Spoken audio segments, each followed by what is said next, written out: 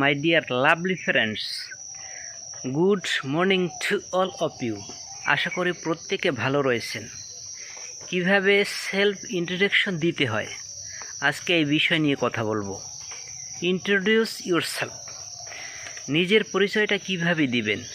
Self হলো নিজ এবং ইন্ট্রোডাকশন হলো পরিচয় বা সূচনা। সেলফ ইন্ট্রোডাকশন মানে কি? নিজের পরিচয়। নিজের পরিচয়টা কিভাবে ইংরেজিতে দিবেন আজকে এই বিষয় নিয়ে কথা বলবো। মূল কথায় ফিরে যাওয়ার আগে আপনারা যদি আমার চ্যানেলটি কেউ সাবস্ক্রাইব করে না থাকেন তাহলে অবশ্যই অনুরোধ করব চ্যানেলটি সাবস্ক্রাইব করার জন্য। ওকে, চলুন এবার শুরু করা যাক।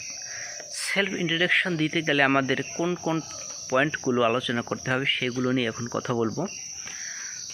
সবার প্রথমে আমরা গ্রিটিং দিব, সম্ভাষণ।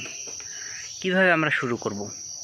আপনি ধরুন মনে করেন আপনি সকাল 10টায় একটি প্রোগ্রামে গেলেন এবং সেখানে কথা বলা শুরু করবেন, তখন বলবেন কি? Good morning. যদি আপনি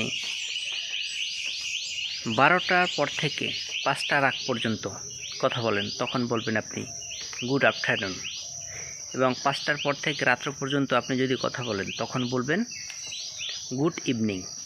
তাহলে গুড মর্নিং, গুড আফটারনুন এবং গুড ইভিনিং তিনটার যে কোনো একটি দিয়ে শুরু করতে পারেন।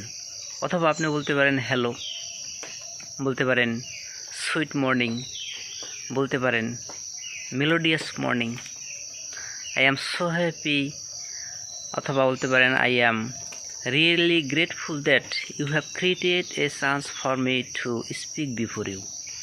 আমি সত্যিকারে কৃতজ্ঞ বা খুশি যে আপনি আমাকে একটি সুযোগ দিয়েছেন আমার নিজের পরিচয় দেওয়ার জন্য।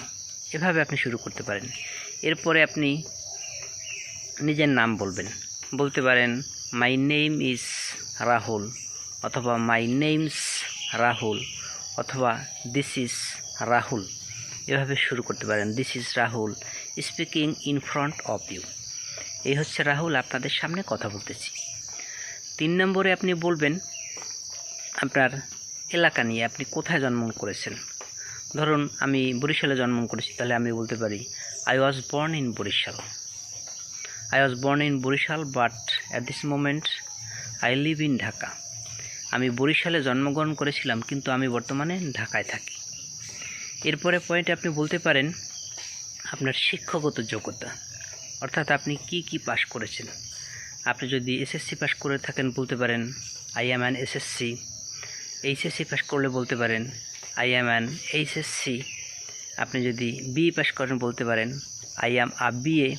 আপনি যদি অনার্স এবং মাস্টার্স পাস করে থাকেন বলতে পারেন I have completed both honours and masters in English, in mathematics, in Bengali. যে সাবজেক্টে আপনি পড়াশোনা করবেন সেই সাবজেক্ট বলতে পারেন। From Dhaka university, Rajshahi university, Khulna university, national university, যেখান থেকে আপনি পাস করেন সেইটা আপনি বলতে পারবেন। এরপরে আপনি বলতে পারেন আপনার শখ কী, হোয়াটস ইউর হবি। আপনার হবি কি? আপনি বলতে পারেন I want to catch fish. আমি মাছ ধরতে চাই। মাই হবি ইজ ক্যাচিং ফিশ। আমার শখ হচ্ছে মাছ ধরা। অথবা বলতে পারেন মাই হবি ইজ ট্রাভেলিং। আমার শখ হচ্ছে ভ্রমণ করা। My hobby is to speak in English. আমার শখ হচ্ছে ইংরেজিতে কথা বলা। My hobby is to sing a song. আমার শখ হচ্ছে গান গাওয়া। এভাবে আপনি যেটা আপনার পছন্দ সেটা আপনি বলতে পারেন। এরপর আপনি বলতে পারেন আপনার ফ্যামিলি সম্পর্কে।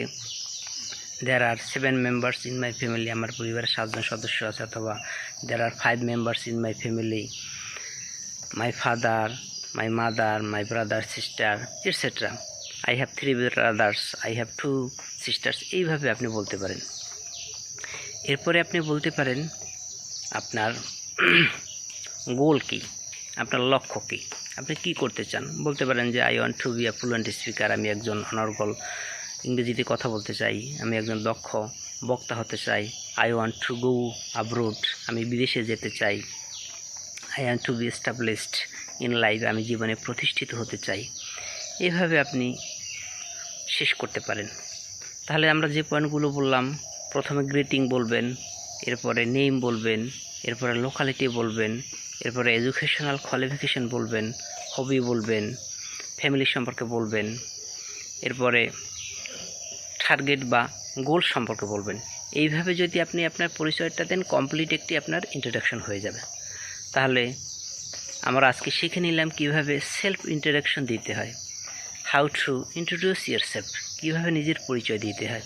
আশা করি ভিডিওটি সকলের ভালো লাগবে। যদি ভিডিওটি ভালো লাগে লাইক, কমেন্ট, শেয়ার করে পাশে থাকবেন। ধন্যবাদ সবাইকে।